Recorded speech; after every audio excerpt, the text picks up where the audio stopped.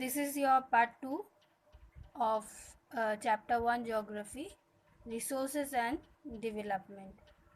So here we will discuss about the development of resources, मतलब resources की उन्नति के विषय में हम लोग पढ़ेंगे, संसाधन की उन्नति के विषय में। देखिए, रिसोर्स की उन्नति तभी होती है जब उसको बहुत ज़्यादा काम में लाया जाए। तो यहाँ पर हम लोग कुछ चीज़ें देख रहे हैं, जैसे कि resources are vital for human, ये तो हम लोग जानते ही हैं, as well as the maintaining of the quality of life. हमारी जीवन की जो क्वालिटी है, जो स्तर है, उसको और अच्छा बनाने के लिए हमें रिसोर्सेज की ज़रूरत पड़ती है। It was believe that resources and free gift of nature. वैसे तो हम लोगों ने ये मान ही रखा है कि रिसोर्स हमें नेचर ने दिया, प्रकृति ने दिया, अब लूटो, जैसे भी यूज़ करो उसको, हमें क्या फ़र्क पड़ता है भाई। अब रिसोर्स है, नेचर में है, जब तक हम जिंदा है तभी तक यूज़ कर पाएंगे, तो जैसे मर्जी तैसे उसका यूज़ होता है। और ये जो मैंने अभी अभी आपको एक बात कही कि जैसे मर्जी तैसे ह्यूमन उसको यूज़ करते हैं, उसको कहते हैं इंग्लिश में इनडिस्क्रिमिनेटली, यानी सदुपयोग कहीं पर हो रहा है और कहीं पर उसका दुरुपयोग भी हो रहा है, और जैसे मन तैसे हमने उसका कोई मार्जिन ही नहीं रखा है। अब जैसे समझ लो, नेचर ने हमें पानी दिया है, खूब पानी दिया है पृथ्वी को, लेकिन हम लोग क्या कर रहे हैं, we are using that water like anyways, मतलब कैसे भी हम लोग उसको यूज़ कर रहे हैं।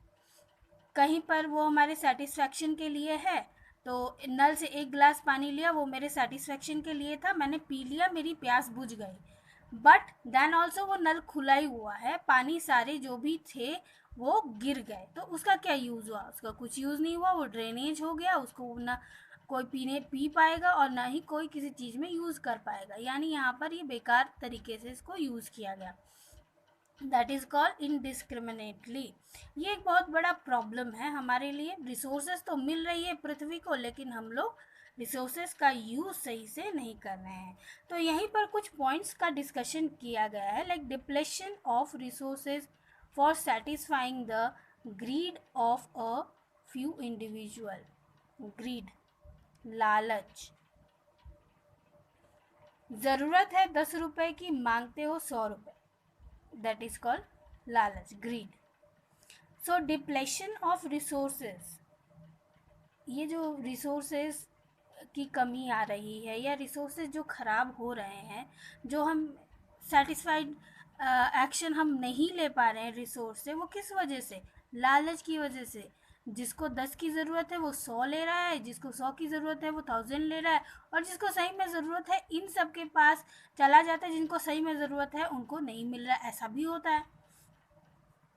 Accumulation of resources in few hands, which in turn divided the society into two segments, that is have and have nots, और rich और poor.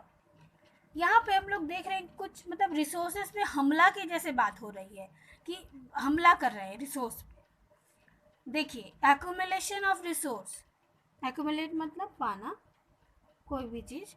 सो जिसको ज़रूरत है, सोसाइटी में ऐसा हो रहा है कि टू हैंड सेगमेंट हो गया है ये रिसोर्स, हैव और हैव नॉट। ज़रूरत है और ज़रूरत नहीं है, जैसे कि रिच ज़रूरत है तो बहुत ज़्यादा इनको ज़रूरत हो जा रही है, डबल ट्रिपल ले रहे हैं कोई भी चीज़ को, और प्योर उनको भी ज़रूरत है लेकिन उन्हें बहुत कम मिल रहा है।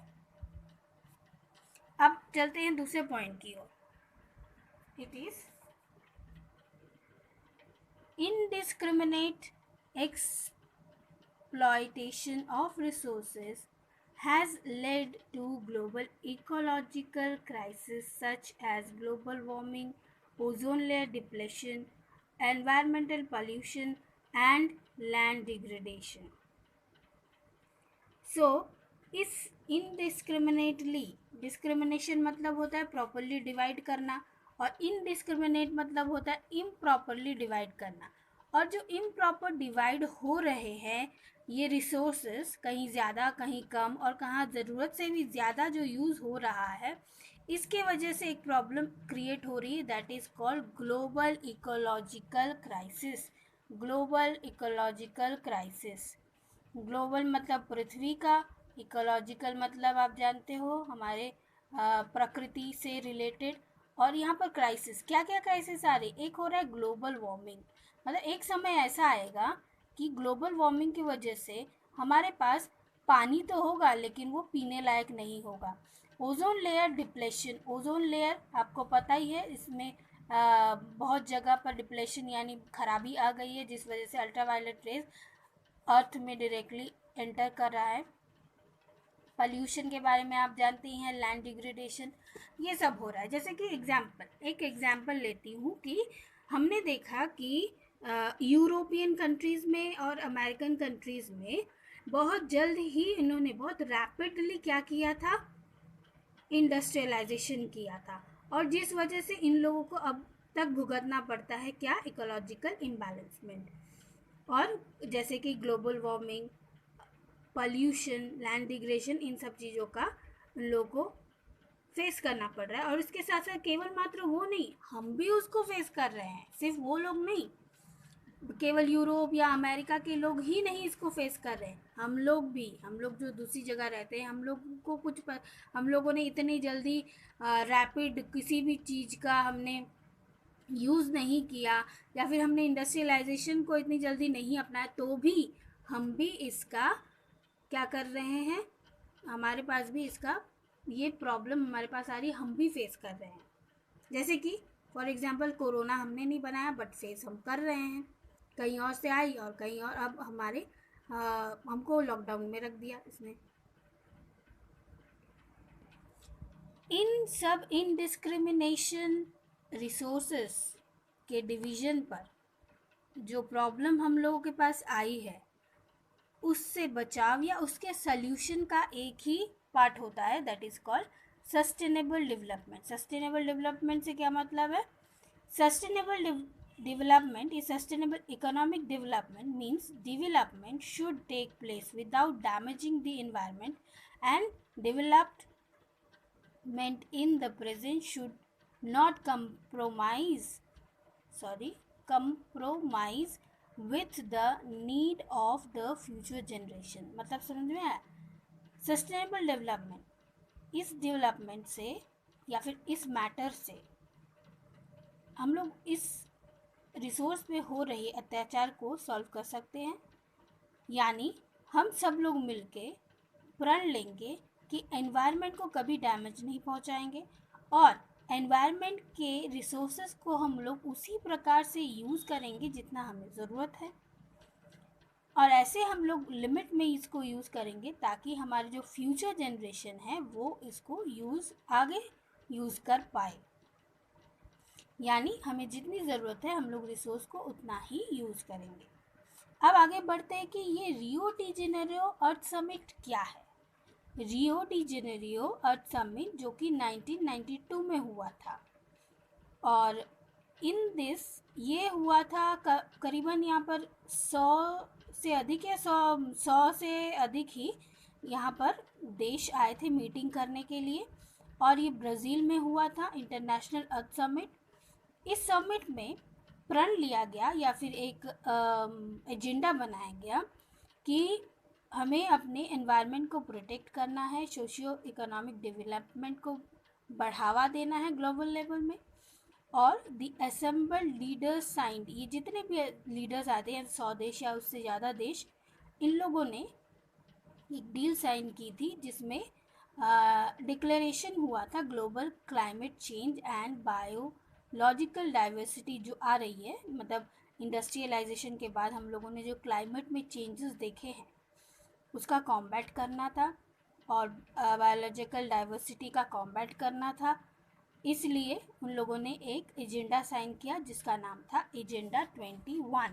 ये एजेंडा 21 ये 100 देशों, 100 या उससे भी ज़्यादा देशों ने मिलकर 1992 में एक समिट किया था जहाँ पर एजेंडा 21 साइन किया गया। अब पढ़ेंगे कि एजेंडा 21 ये जो है ये है क्या, इसमें क्या बताया गया है। See, Agenda 21. It is the declaration signed by world leaders in 1992 at the United Nations Conference on Environment and Development UNCED, which took place at Rio de Janeiro, Brazil. It aims at achieving global sustainable development. Global sustainable development आप समझते हैं, ऐसा हम लोग प्रक्रिया अपनाएं या फिर ऐसा हम लोग काम करें जिससे कि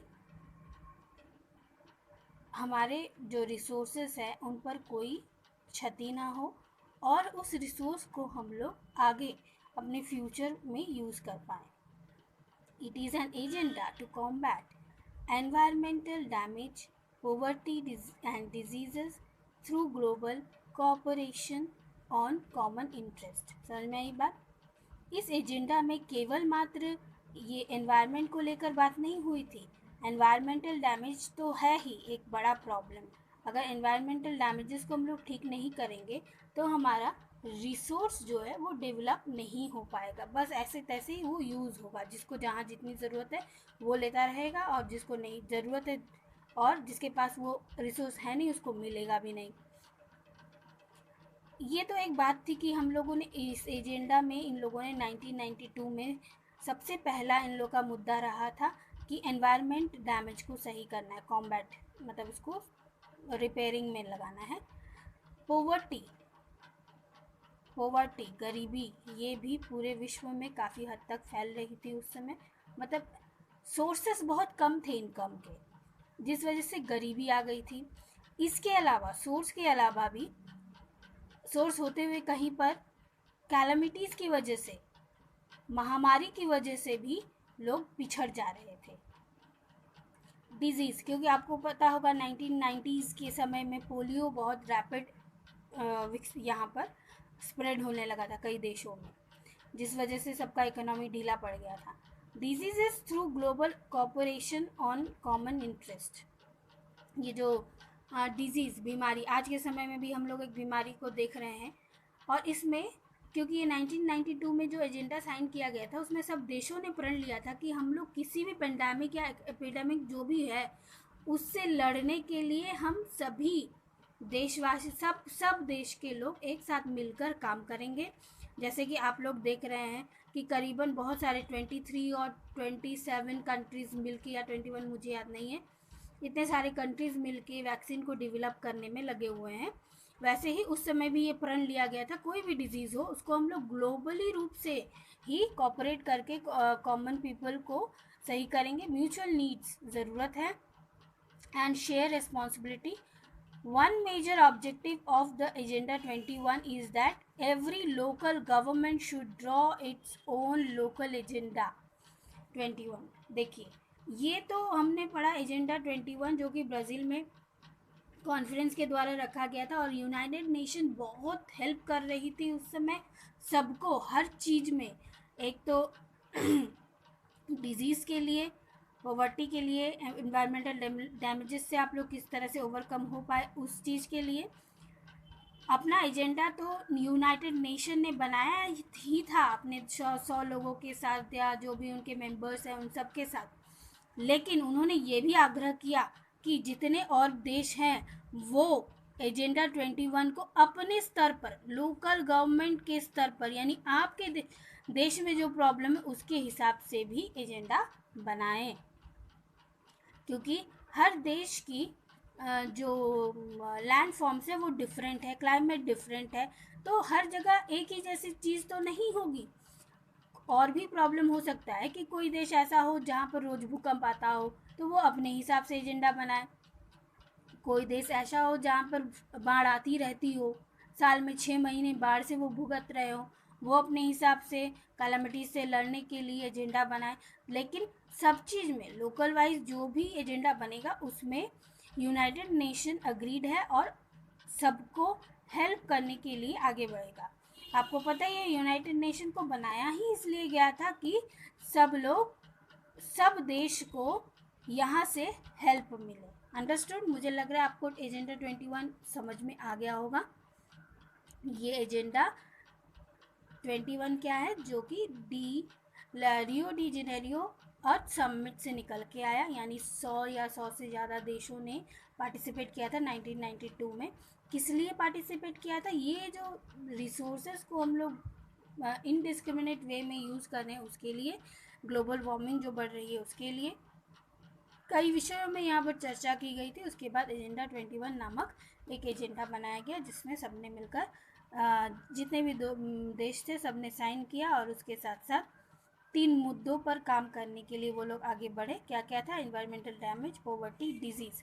ग्लोबली इन सब तीनों में काम होगा और लोकल गवर्नमेंट भी इसमें पार्टिसिपेट करेंगे। अंडरस्टैंड?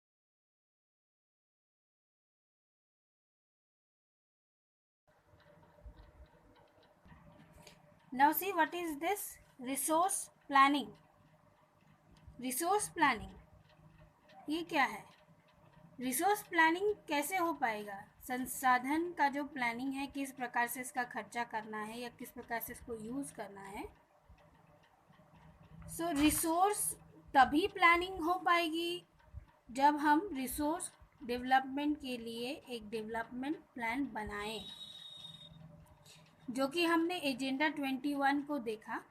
एजेंडा 21 रिसोर्स को प्लान करने के लिए ही बनाया गया था।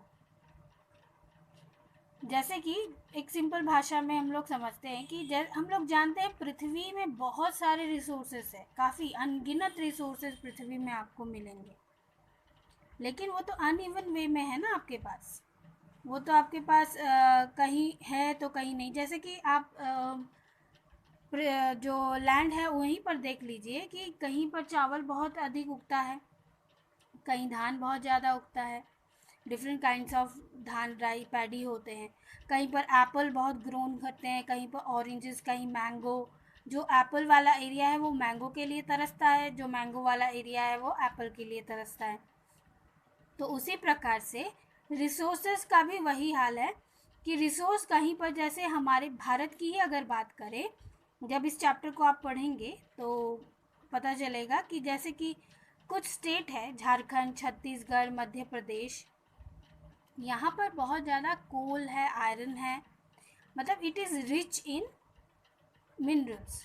बट अगर हम लोग दूसरे और राज्य की बात करें, जैसे कि अरुणाचल प्रदेश, यहाँ पर कोई भी मिनरल आपको नहीं मिल रहा है।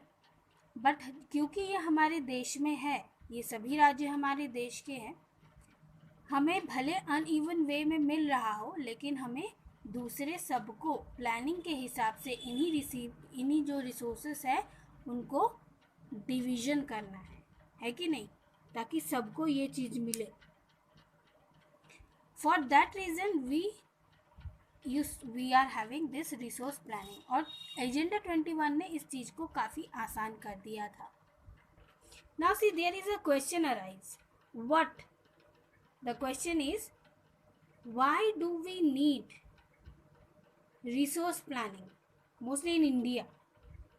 प्लानिंग क्यों ज़रूरत है रिसोर्स की? ये एक बहुत बड़ा क्वेश्चन है, तो उसका आंसर आपके बुक में है। प्लानिंग इसलिए ज़रूरत है क्योंकि हमारे देश में जो मिनरल है वो अनइवनली डिस्ट्रीब्यूटेड है, इसीलिए हर लेवल में हमें रिसोर्स को एक दूसरे तक पहुंचाना है, जिसलिए हमें रिसोर्स प्लानिंग की ज़रूरत है। So resource planning in India, resource planning is a complex process which involves. Resource planning में 3 स्टेप्स आते हैं। वो क्या क्या है? पहला होता है आइडेंटिफिकेशन, यानी हमें ये देखना है, जानना है कि देश के किस अंश में किस प्रकार का रिसोर्स मिल रहा है, और उसका हमें सर्वे करना है। ये भी देखना है कि वो क्वालिटेटिव और क्वांटिटेटिव है कि नहीं। क्वालिटेटिव मतलब क्वालिटी आप जानते हो, उसका प्रकार, और किस प्रकार का है, कितना अच्छा है, कितना बुरा है, उसका कुछ जो एडजेक्टिव हो। क्वांटिटेटिव यानी क्या उतनी मात्रा में है जो कि हम सबको बांट सके। सो आइडेंटिफिकेशन पहला स्टेप आता है रिसोर्स प्लानिंग का।